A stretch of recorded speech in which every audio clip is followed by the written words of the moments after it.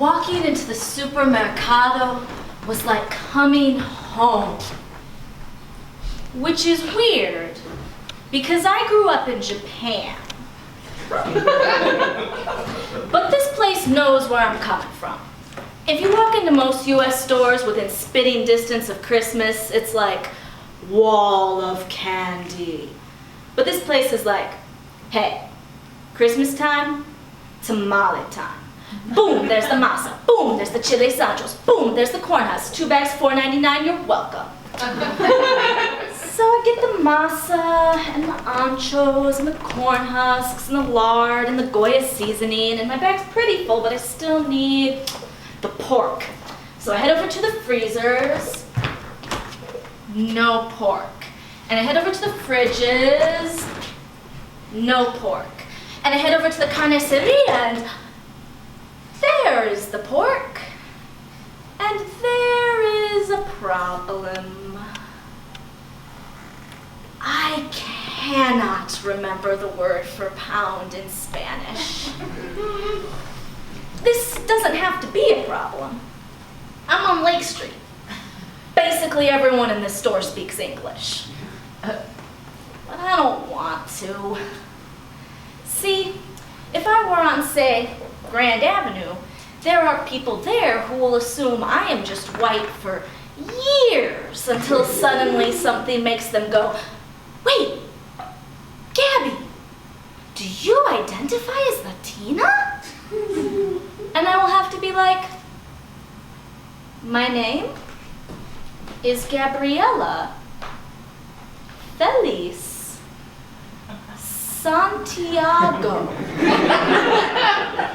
I'm not sure which of these memos you missed, but there were 3 of them, and they were all in Spanish. On Lake Street, on the other hand, I'm Latina until I open my mouth and conjugate 3 different verbs wrong in under 10 seconds. I mean, maybe that's in my head, but still, I am walking around this store in circles, trying to remember the Spanish word for pound because I don't have a smartphone, and I'm 2nd generation not fluent. My dad owns more language learning CDs than the United Nations, and if you think this performance is forced, you should hear the bravado he puts on when he orders at Mexican restaurants.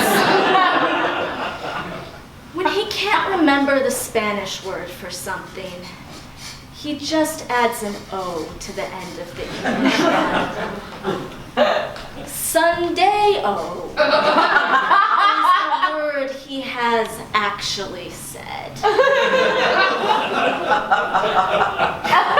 I start to walk towards the butcher. I change my mind. I start to walk towards the cashier. I change my mind. Why didn't I ever want to learn Spanish when I was little? I loved learning Japanese. My mom tried to get us interested, but did she really think those picture books were going to hold my baby writer attention span? It's called a narrative arc, Mom. Cashier. Butcher. No, cashier. Butcher? Cashier? But also first some flan, because all this waffling has gotten me starving. Nope, no flan, I don't deserve it, no polys. Nope, no polys, because if I get new polys, then there's no room in my fridge for pork, and I should get the pork, I really should. Butcher!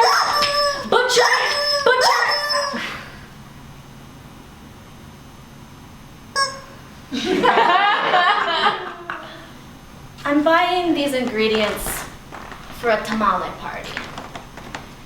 Apparently they are called tamaladas, which is something I had to learn from my white girlfriend's father's white girlfriend. Because in my family, we always just called them tamale parties. Growing up, moving around the world with just our relatives back in Illinois to anchor us, the only Latinx community I knew was my family. This is my first tamale party without them. None of my family has perfect Spanish, and until recently, food always seemed like so much more important as a part of the identity. Spoiler alert, the Spanish word for pound, which I don't remember in the course of this story, is libra, a word that actually makes sense to abbreviate LB, unlike pound, which also fun fact, also gets abbreviated that way because ever since the Romans invaded Britain, English has had a weird boner for Latin. So weird. I don't remember the word, and I don't get the pork.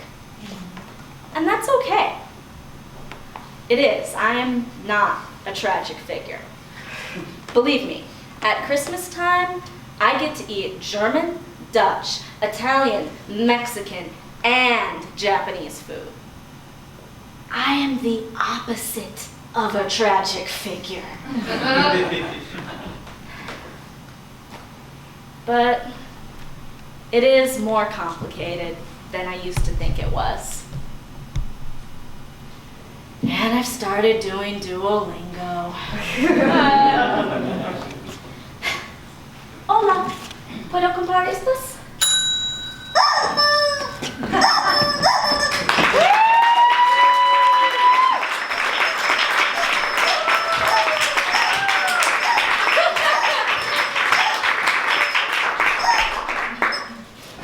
I think my favorite part about working with this fantastic group of people is one day I show up with a knife and a rubber chicken and they're like, yes, absolutely, put it in the show. I'm like, great.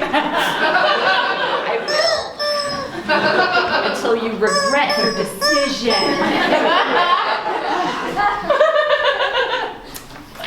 I do love being a butcher also.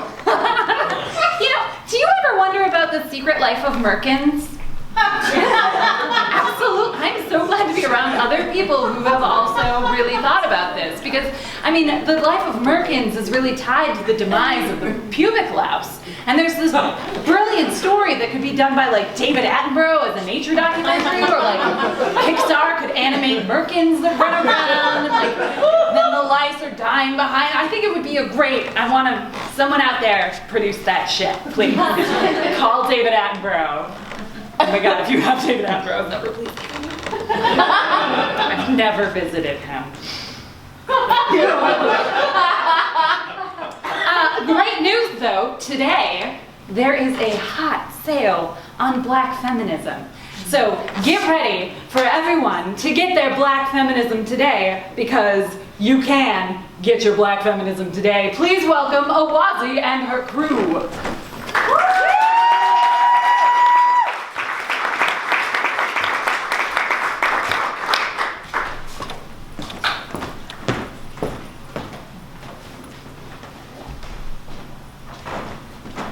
Oh man, I had a really rough day today. Orlando's killer was acquitted. White people got their hands in my hair. I need some relaxation, so I'm about to watch Housewives of Atlanta. Excuse me. Hello? Hello? Are you a Black woman living in America? What? Are you a Black woman living in America? Last time I checked, I was. And you just want your equal woman's rights as a human being? Hell yeah! Then you need Black feminism. Black feminism? Wait, is that real? It actually is. Say goodbye to sexism that interchangeably affects your race, class, and identity, and say hello to Black feminism. Hello, Black feminism! Black feminism truly works miracles. And to prove it, here are a few words of our best Black feminism customers. Awesome.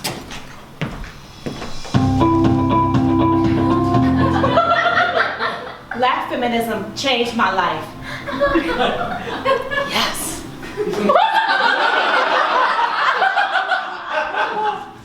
Like, oh my God, what can I say about Black feminism?